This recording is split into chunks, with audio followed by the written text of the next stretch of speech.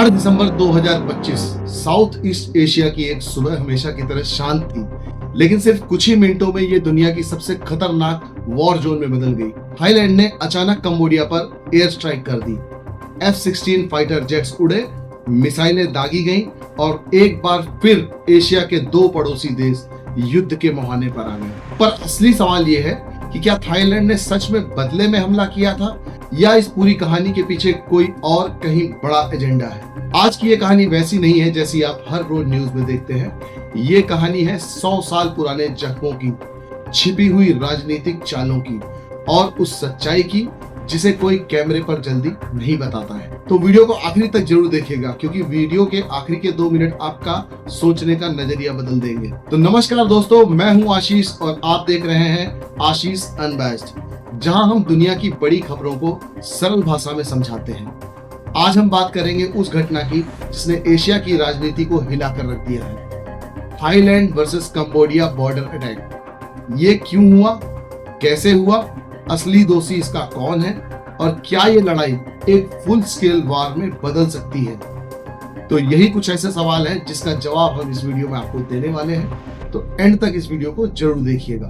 8 दिसंबर की सुबह Thai army ने एक इमरजेंसी स्टेटमेंट जारी किया कि कंबोडिया ने हमारी टेरिटरी पर फायरिंग की और हमारे कुछ सोल्जर्स मारे गए और अब हमें जवाबी कार्यवाही करनी ही पड़ेगी। उसके बाद थाईलैंड के फाइटर जेट्स ने उड़ान भरी, ड्रोन सर्विलेंस को और बढ़ा दिया गया और कुछ ही घंटों में कंबोडिया के बॉर्डर कैंप्स पर एयर स्ट्राइक कर दी गई। उधर कंबोडिया ने साफ साफ कह दिया कि पहले हमला हमने नहीं किया था, थाईलैंड यहाँ पर झूठ बोल रहा है। यानी अब जनता कंफ्यूज है, दुनिया भी कंफ्यूज है और सच दोनों देशों के बीच में कहीं फंसा हुआ है। दोस्तों, ये लड़ाई आज की नहीं है, इसकी जड़ें 100 साल पुरानी है। थाईलैंड कंबोडिया बॉर्डर लगभग 817 किलोमीटर लंबा है, लेकिन असली विवाद है सिर्फ एक जगह पर, प्रेया विहार टेम्पल और उसके आसपास की जमीन पर। दोनों ही देश ये कहते हैं कि ये जमीन हमारी है।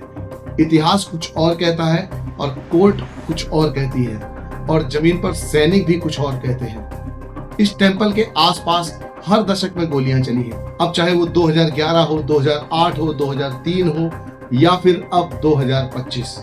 मतलब कि ये बॉर्डर इतना संवेदनशील है कि एक छोटी सी चिंगारी भी बड़े धमाके में बदल जाती है। अब आते हैं असली मुद्दे पर कि आखिरकार ये हमला हुआ ही क्यों था।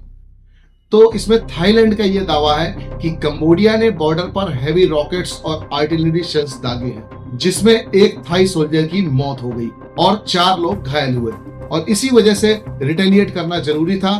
तो थाईलैंड ने ये हमला किया, एयर स्ट्राइक की। F-16 से ये एयर स्ट्राइक हुई है। इसके बाद कंबोडिया का ये दावा था कि हमने कुछ भी नहीं किया है, थाईलैंड बिना वजह इस हमले को भड़का रहा है। अब कंबोडियन गवर्नमेंट का ये दावा है कि उन्होंने कभी भी पहल नहीं की। थाईलैंड गवर्नमेंट बार बार इस तरीके की चीजें करती रहती है और इस बार भी पहल उन्होंने ही की थी। तो अब सवाल ये उठता है कि दोनों में से सच कौन बोल रहा है। कुछ एक्सपर्ट्स कहते हैं कि बॉर्डर पर दोनों ही देशों में माइनफील्ड्स, इलीगल स्मगलिंग और मिलिटिया मूवमेंट्स चलते रहते हैं। कभी कभी गलती से फायरिंग शुरू हो जाती है और कभी कभी जानबूझ के ये प्रोवोकेशन किया जाता है। और इस बार शायद सिचुएशन इतनी ज्यादा क्रूशियल थी कि थाईलैंड ने बिना देर किए ही एयर स्ट्राइक कर दी। अब एक और बड़ा सवाल उठ के आता है इन सारी चीजों के बीच में कि थाईलैंड आखिर इतनी जल्दी एयर स्ट्राइक पर क्यों पहुंच गया। इसके पीछे 4 बड़े कारण बताए जा रहे हैं, जिसमें पहला कारण है डोमेस्टिक पॉलिटिकल प्रेशर। थाईलैंड की गवर्नमेंट पर लगातार ये प्रेशर बनाया जा रहा था कि वो बॉर्डर पर बिल्कुल भी कमजोर ना दिखे। दूसरा रीजन है कंबोडिया का मिलिट्री बिल्टअप।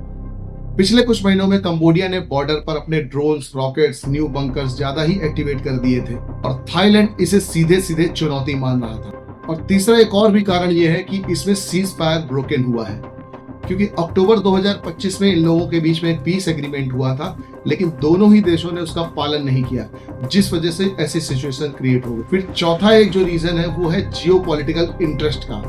अब कुछ एनालिस्ट ये भी कहते हैं कि बड़े बड़े देशों का भी इसमें हाथ है, क्योंकि ये क्षेत्र ट्रेड रूट्स और रेयर मिनरल्स के लिए स्ट्रेटेजिक माना जाता है। मतलब कि कहानी सिर्फ बॉर्डर फाइट तक ही सीमित नहीं है, बल्कि ये कहानी है पावर पॉलिटिक्स की। अब एक बड़ा सवाल ये बनता है कि क्या ये लड़ाई सचमुच में एक बड़ी वॉर में चेंज हो सकती है या बदल सकती है। तो देखिए, दोनों ही देशों के पास लाखों सैनिक हैं और दोनों ही देशों की इकोनॉमीज फ्रेजाइल हैं और दोनों पर ही इंटरनेशनल प्रेशर है। तो एक्सपर्ट का मानना अभी ये है कि फुल स्केल वॉर की संभावना अभी बहुत ज्यादा कम है। बॉर्डर क्लैशेस इसी तरीके से बढ़ते रह सकते हैं क्योंकि डिस्प्यूट अनरिजॉल्व्ड है और पॉलिटिकल इंटरेस्ट काफी बड़े हैं। एशिया ऑलरेडी इस वक्त सेंसिटिव जोन में है, जहां एक और साउथ चाइना सी में क्राइसिस चल रही है, म्यांमार में भी क्राइसिस चल रही है, इसके अलावा बांग्लादेश भी स्टेबल नहीं है और इसके साथ साथ नॉर्थ कोरिया का भी एक टेंशन साथ में जुड़ा हुआ है। तो ये एक नया फ्रंट अभी ओपन किया गया है। इस वजह से अब सिचुएशन थोड़ी चिंताजनक जरूर है। अब देखिए, इन सारी चीजों में सबसे ज्यादा जो प्रॉब्लम होती है वो आम जनता को होती है। बॉर्डर पर रहने वाले सामान्य लोग जैसे कि फार्मर्स, ट्रेडर्स, विलेजर्स हमेशा इस लड़ाई का बड़ा नुकसान उठाते हैं। उन्हीं के घर खाली कराए जाते हैं, स्कूल बंद करवा दिए जाते हैं, मार्केट्स को भी बंद करवा दिया जाता है और अनिश्चितता उनके आसपास व्याप्त हो जाती है। अब इस पर दोनों ओर से सरकारें बयान देती हैं, लेकिन मरता है सिर्फ आम आदमी। इसीलिए कई एनालिस्ट ये कहते हैं कि भले ही ये एक जमीन का विवाद हो, लेकिन इसमें कीमत चुकानी पड़ती है इंसानों की जान को। तो दोस्तों, थाईलैंड ने कंबोडिया पर हमला क्यों किया? क्योंकि बॉर्डर पर कुछ फायरिंग हुई, सीज फायर टूटा, पॉलिटिकल प्रेशर बढ़ा और ये समस्या 100 सालों से सुलझी नहीं है। लेकिन अब एक बड़ा सवाल यह है, इस तरीके के बॉर्डर डिस्प्यूट क्या कभी सुलझाए जा सकते हैं जब तक उन दोनों ही देशों के राजनीतिज्ञों को उससे फायदा मिल रहा हो? ये सवाल हम पर भी लागू होता है।